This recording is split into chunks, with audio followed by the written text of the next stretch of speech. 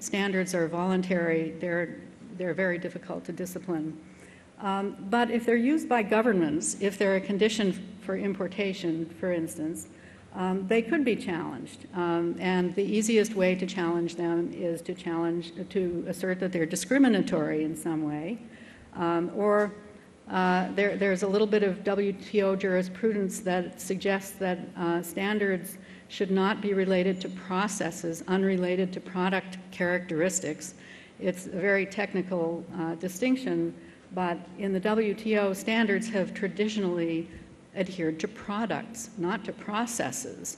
So if countries deny importation to products based on the way that they're produced, for instance, their life cycle analysis or their greenhouse gas balance, that could be argued that it's a process.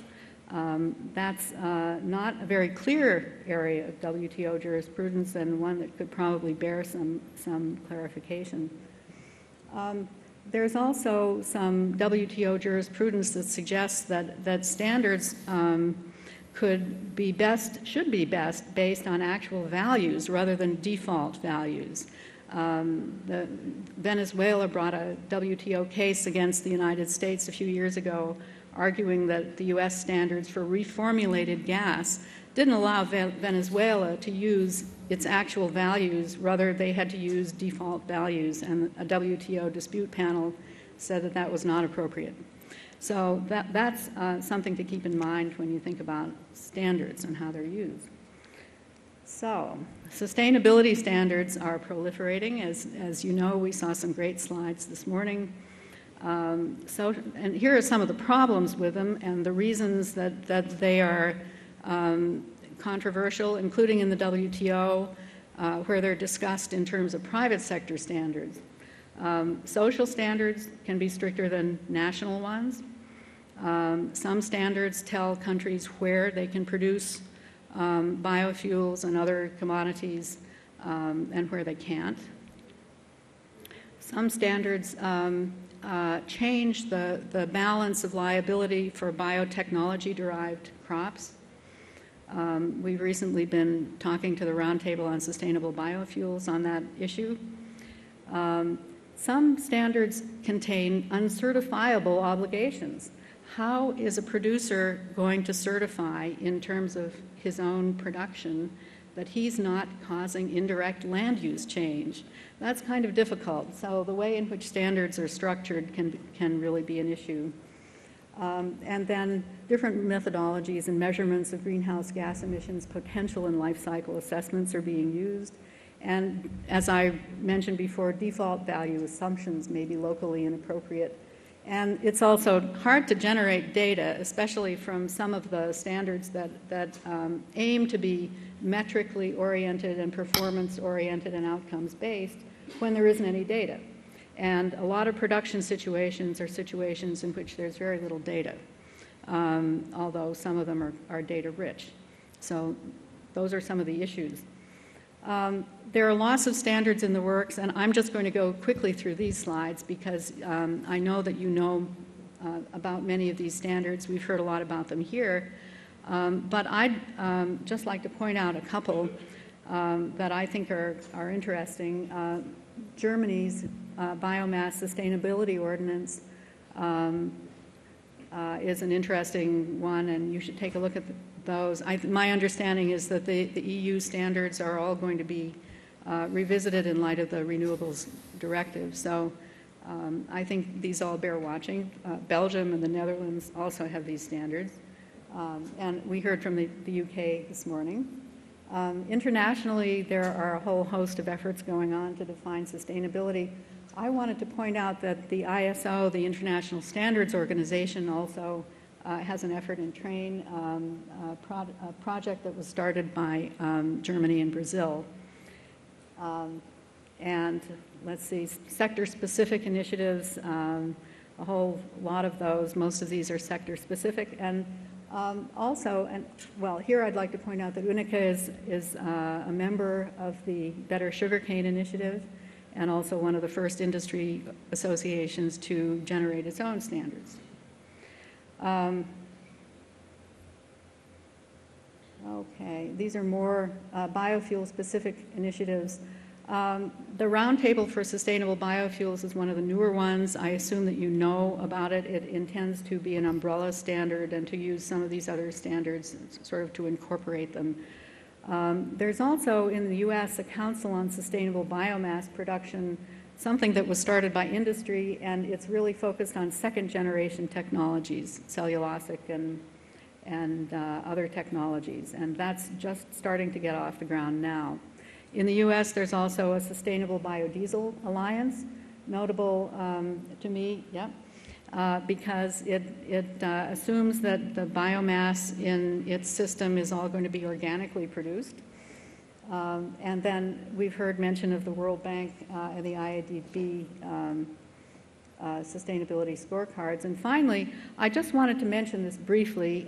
This is a project with which I'm involved, and it intends to produce an annual report and a reporting service on sustainable commodity initiatives, and hopefully to give some of the participants in this services market a scorecard so they can figure out what kinds of standards exist, what they cover, and how they are changing over time. So that's all I have to say at the moment. Thank you. Obrigada.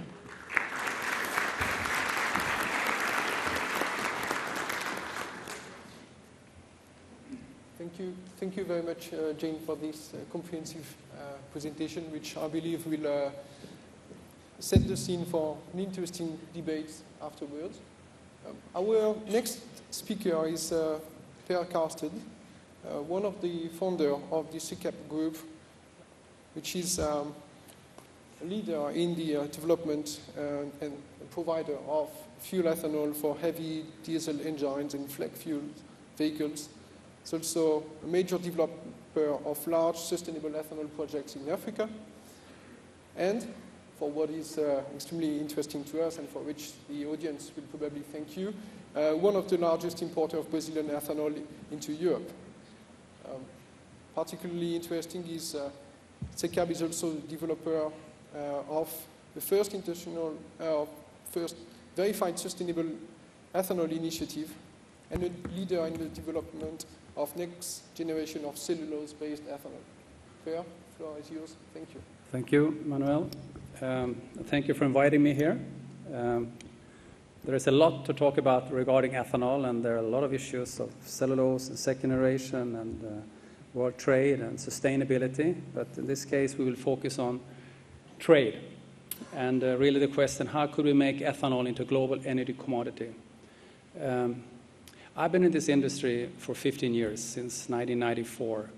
And to a certain degree, the story is repeating itself on and on and on and on. It's very much the same arguments about should it be sugarcane or should it be corn ethanol or what are the advantages or disadvantages or when do we have the second generation coming. We had that discussion also 10 years ago, very much so. At the same time, as we heard yesterday at the plenary session, we hear from all politicians around the world, inclusive President Clinton yesterday, how urgent it is to really get things happening. And I think really that is, we have to put it into that context. Because at this point, we are running out of time. We don't have that time to continue that discussion. What is the ultimate solution? What is the perfect solution and so on? Because, as we heard yesterday, the world is right now in a stage of denial. We don't really have the guts to really confront the magnitude of the challenges we are confronting. 4 billion new consumers are requiring access to more transports. 97% of the energy used for transportation around the world is based on oil. And there is a parallel seminar right now in another of these sessions where actually we'll hear that the increased demand for oil is not possible because we are right now at peak oil in the world.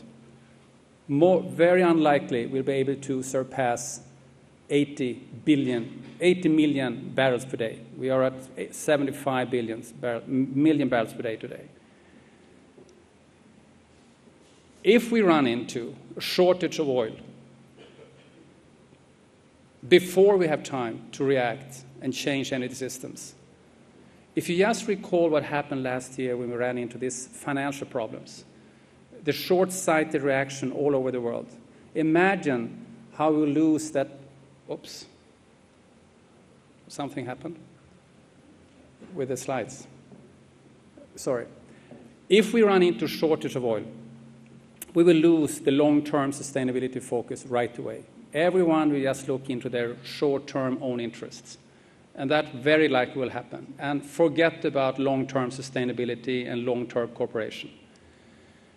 At the same time, we know, and now the Obama administration are also now buying into 80% reduction to 2050. If we run into shortage of oil, forget about long-term solutions of the climate change issue. So the oil dependency has to be cut significantly. And we have to make the difference before 2020, as we heard this morning as well. That means we have to start immediate. We don't have time to lose any longer. So what are the focus in order to reduce oil dependency and CO2 emissions? Well, in this order, I would say, we cannot continue to increase the consumption of transports. That's what we call decoupling. Secondly, it has to be much more energy efficient, dramatically more energy efficient. And thirdly, we need large systems of renewable fuels. And that's the focus of today. But it's not either or. It's all three if we're going to meet these enormous challenges. This slide you have seen a couple of times these days. And you can note that we expect to have 100 million cubic meters of ethanol on the market in 2010. Remember that, 100 million cubic meters.